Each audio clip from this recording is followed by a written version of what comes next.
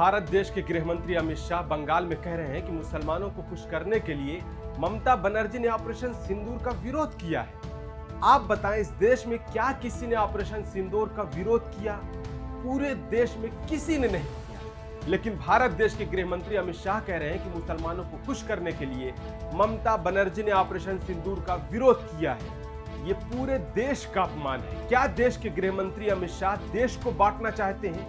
सोचिए, बीजेपी मंत्री विजय शाह मुसलमान बेटी कर्नल सोफिया का अपमान करता है और अब देश का गृह मंत्री अमित शाह पूरे देश के मुसलमान का अपमान कर रहा है। क्या इस घटिया नीच बयान पर सुप्रीम कोर्ट स्वतः संज्ञान लेकर विजय शाह की तरह अमित शाह पर भी FIR दर्ज कराएगा? क्या गृह मंत्री अमित शाह ने अब तक ये जवाब दिया कि पहलगाम में ये आतंकी कैसे आए? क्या ये इनका फेलियर नहीं है? अगर मुसलमान खुश थे तो फिर ओवैसी, सलमान खुर्शीद और गुलाम नबी आजाद को विदेश में क्यों भेजा गया? क्या अमित शाह को यह पता नहीं कि ममता बनर्जी ने भतीजे अभिषेक बनर्जी को ऑल पार्टी डेलीगेशन में भेजा है? अगर ममता बनर्जी ऑपरेशन सिंदूर के खिलाफ थी तो उनके भतीजे अभिषेक बनर्जी को ऑल पार्टी डेलीगेशन में सरकार ने क्यों भेजा?